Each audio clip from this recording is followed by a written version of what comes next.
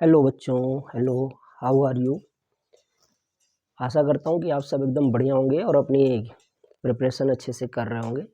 तो आज के इस लेक्चर में हम डिस्कस करने वाले हैं थर्मोडायनेमिक्स का सेकंड लेक्चर, जिसमें हम लोग बात करेंगे बच्चों कि what is first law of thermodynamics, what are different processes and how it can be used in different processes. Okay, तो let's see first law of thermodynamics. हम लोग बच्चों बात कर चुके हैं जीरोथ लॉ ऑफ थर्मोडायनेमिक्स क्या होता है। तो आज हम बात करने वाले हैं फर्स्ट लॉ ऑफ थर्मोडायनेमिक्स क्या होता है। तो ध्यान देंगे प्यारे बच्चों, फर्स्ट लॉ ऑफ थर्मोडायनेमिक्स। तो फर्स्ट लॉ ऑफ थर्मोडायनेमिक्स को जानने से पहले हम लोग बात करने वाले हैं कि जैसे मान लीजिए एक कोई ओरिजिन है और एक ये डेस्टिनेशन है। मान लिया ये लोकेशन ए है और ये डेस्टिनेशन क्या है, बी है। तो ए से बी तक जाने के कई सारे रास्ते हो सकते हैं। मान लिया एक ये रास्ता हो जाता है और नेक्स्ट बच्चों मान लिया ये कोई दूसरा रास्ता है, ये फर्स्ट पाथ है, ये सेकंड पाथ है। ऐसे यहाँ से जाने का ये थर्ड रास्ता हो सकता है। ऐसे मान लीजिए यहाँ कहीं से जाने का ये चौथा रास्ता भी हो सकता है। क्लियर है, ढेर सारे पाथ हो सकते हैं। तो व्हाट इज फाउंड, ऐसा पाया जाता है कि डिफरेंट पाथ से जब कोई बॉडी जा रही होती है तो ऐसी सिचुएशन में क्या प्यारे बच्चों ध्यान देना है। मान लीजिए इसमें Q1 हीट दिया गया और ये W1 वर्क हुआ इस प्रोसेस में। इसी तरह से इसमें Q2 हीट दिया गया और W2 वर्क हुआ। ऐसे यहाँ पर Q3 हीट दिया गया और W3 वर्क हुआ। इसी तरह से इसमें मान लो Q4 हीट दिया गया और W4 वर्क हुआ। तो व्हाट इज फाउंड प्रैक्टिकली, क्या पाया जाता है कि किसी भी प्रोसेस में दी गई हीट और किए गए वर्क का जो डिफरेंस होता है उसे हम पाते क्या है कि वो फिक्स रहता है हर प्रोसेस में, चाहे वो कोई भी प्रोसेस है। यानी कि पाया यह गया जो Q1 और W1 का जो डिफरेंस है, Q2 और W2 का जो डिफरेंस है, Q3 और W3 का जो डिफरेंस है, Q4 और W4 का जो डिफरेंस है, ये आपस में क्या है, सेम है। और ये पाया गया कि फिक्स है, कांस्टेंट है। क्लियर है प्यारे बच्चों। यानी कि दो पॉइंट्स के बीच डिफरेंट प्रोसेस को फॉलो करने पर प्रत्येक प्रोसेस में गिवन हीट और वर्क का डिफरेंस हमेशा क्या रहता है, कांस्टेंट रहता है। So this is known as first law of thermodynamics. तो हम कैसे डिफाइन करते हैं बच्चों, ध्यान देना है। According to this law, comma in inverted comma, the difference of heat given to a system and work done by it in any process is equal to the change in that process. Okay, that is हम ये कह सकते बच्चों कि Q और W का difference हमेशा उस प्रोसेस में चेंज इन इंटरनल एनर्जी के क्या होता है, equal to the change in internal energy in that process, equal to the change in internal energy in that process. Okay, that is हम लिख सकते हैं Q minus W equal to delta U। Clear है प्यारे बच्चों। So this is the mathematical form of first law of thermodynamics. इसे हम ऐसे भी लिख सकते हैं du equal to dq minus dw। So this is the differential form of first law of thermodynamics. और एक चीज़ ध्यान देना प्यारे बच्चों, ये जो फर्स्ट लॉ ऑफ थर्मोडायनामिक्स है ना, तो आपको ध्यान देना है it is based on conservation of energy. It is based on conservation of energy. एक नंबर में पूछा जा सकता है कि जो ये फर्स्ट लॉ ऑफ थर्मोडायनेमिक्स है ये किस कंजर्वेशन प्रिंसिपल पर बेस्ड है। तो बच्चों ध्यान देना, it is based on conservation of energy. ये जो है एनर्जी कंजर्वेशन पर बेस्ड। क्लियर है। अब जब हम first law of thermodynamics apply करेंगे तो हमें कुछ चीज़ें ध्यान रखनी है। तो बच्चों मैं यहाँ पर लिख रहा हूँ while applying first law of thermodynamics. जब हम फर्स्ट लॉ ऑफ थर्मोडायनेमिक्स लगाएंगे तो सबसे पहली बात ध्यान देना है, क्यू अगर ये गिवन टू द सिस्टम है तो ये पॉजिटिव लिया जाएगा। कैसा लिया जाएगा? पॉजिटिव। और अगर गिवन बाय द सिस्टम है, बाय द सिस्टम अगर है तो प्यारे बच्चों इसे निगेटिव लिया जाएगा। क्लियर है? इसी तरह से हम वर्क डन की बात करते हैं, वर्क डन जो है पॉजिटिव लिया जाएगा अगर ये बाय द सिस्टम है। क्या बच्चों? बाय द सिस्टम है तो पॉजिटिव लिया जाएगा, और ये निगेटिव लिया जाएगा अगर ये ऑन द सिस्टम है। क्या है प्यारे बच्चों? ऑन द सिस्टम है। नेक्स्ट थिंग यहीं पर ध्यान देना है, अगर डेल्टा यू जो है बच्चों ये 0 रहेगा अगर स्टेट सेम रहती है, इफ स्टेट इज सेम, और नॉट इक्वल टू 0 रहेगा if state changes, if state changes. अगर स्टेट चेंज होती है तो ये delta U not equal to 0 रहेगा, और अगर स्टेट चेंज नहीं होती है तो डेल्टा यू क्या रहेगा? 0 रहेगा। गॉट माई पॉइंट प्यारे बच्चों? तो इतनी बात आई थिंक समझ में आ जाती सभी को। अब हम लोग नेक्स्ट बात कर लेते हैं बच्चों, ध्यान देंगे। अब हम अप्लाई करेंगे कि फर्स्ट लॉ ऑफ थर्मोडायनेमिक्स को अप्लाई करेंगे डिफरेंट प्रोसेस में, डिफरेंट थर्मोडायनेमिक प्रोसेस में हम इसे इस्तेमाल करेंगे। क्लियर है? तो अब हम बात करने वाले हैं बच्चों कि application of first law of thermodynamics in different process. क्या बात करेंगे? Application of first law of thermodynamics in different process. Clear है? तो आइए हम बात करते हैं first law of thermodynamics in different process, in different process. Okay बच्चों, तो सबसे पहले हम बात करते हैं बच्चों, ध्यान देना है, फर्स्ट हम बात करते हैं साइक्लिक प्रोसेस की। कौन सी? Cyclic process. ओके बच्चों, तो ध्यान देना, साइक्लिक प्रोसेस क्या होती है वो ध्यान से समझेंगे।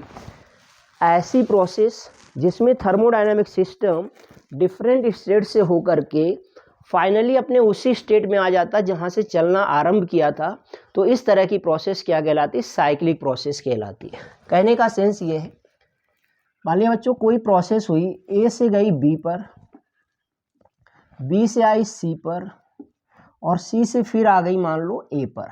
कहाँ पर आ गई? ए पर। तो ये क्या है? साइक्लिक प्रोसेस है। कौन सी प्रोसेस है? साइक्लिक प्रोसेस है। तो ध्यान रखना है कि if a system after passing through different states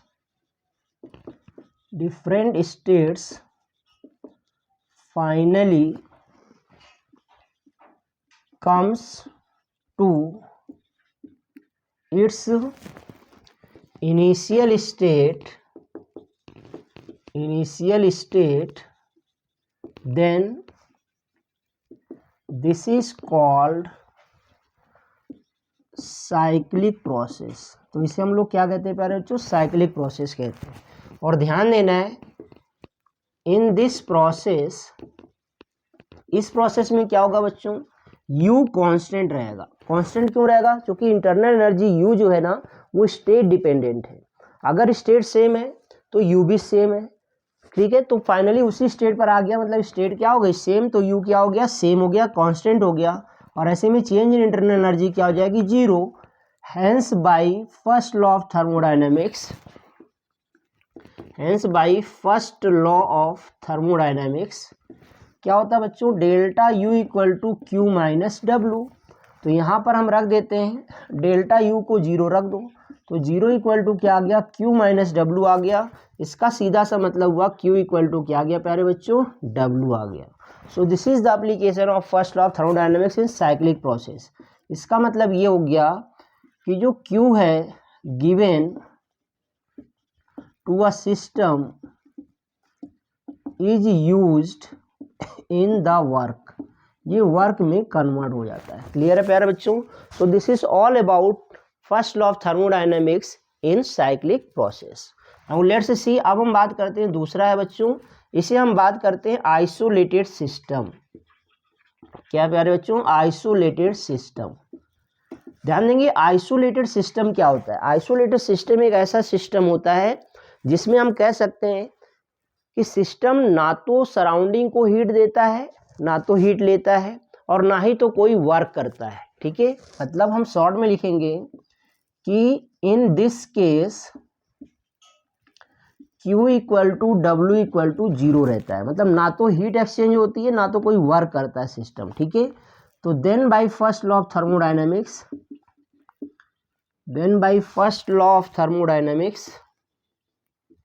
अब हम बात करेंगे बच्चों फर्स्ट लॉ ऑफ थर्मोडायनेमिक्स की। तो इसमें देखो क्या हो जाएगा, delta U equal to Q minus W. जब Q और W दोनों 0 रखोगे तो you will have delta U equal to 0। इसका मतलब हो गया U क्या है बच्चों? कांस्टेंट। क्लियर है? तो ये है first law of thermodynamics in case of isolated system. मतलब आइसोलेटेड सिस्टम में सिस्टम की इंटरनल एनर्जी में कोई चेंज नहीं होता है, उसकी इंटरनल एनर्जी का डिफरेंस क्या रहता है? 0 रहता है। अब हम थर्ड प्रोसेस की बात करते हैं, आइसोबारिक प्रोसेस। किसकी बात करेंगे प्यारे बच्चों?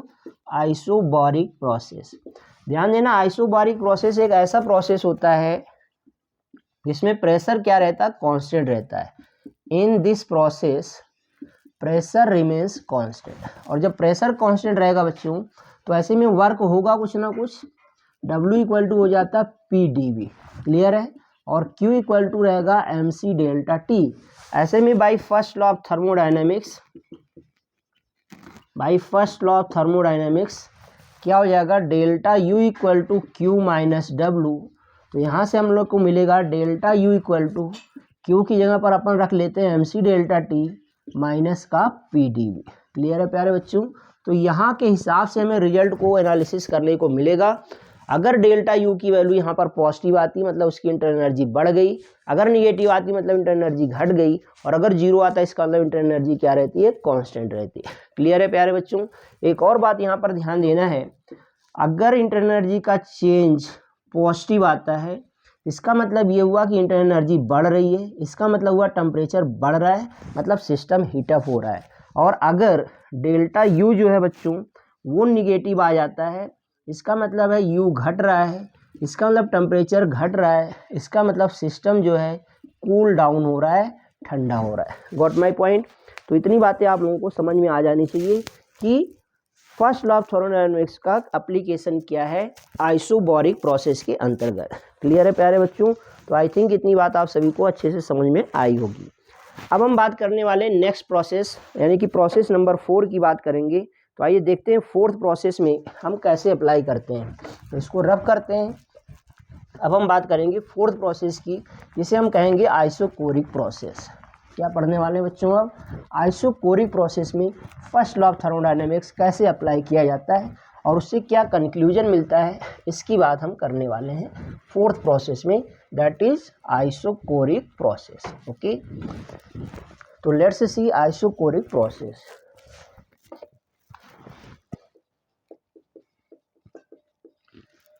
आइसोकोरिक प्रोसेस, बच्चा लोग ध्यान देना, आइसो मीन्स सेम, कोरिक माने वॉल्यूम से।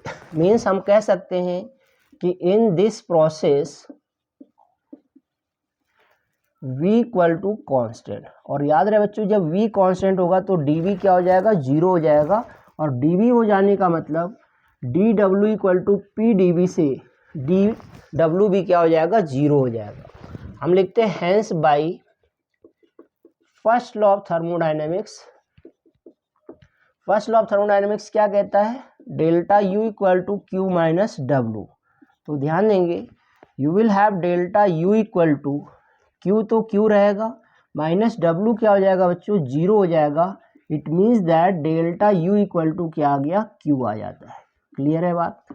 तो आइसोकोरिक प्रोसेस में आप देखेंगे जो चेंज इन इंटरनल एनर्जी है वो गिवन हीट के इक्वल आती है। अगर हम सिस्टम को हीट देते हैं तो Q पॉजिटिव रहेगा और डेल्टा U पॉजिटिव आएगा, मतलब इंटरनल एनर्जी बढ़ेगी, यानी कि टेम्परेचर रेज होगा।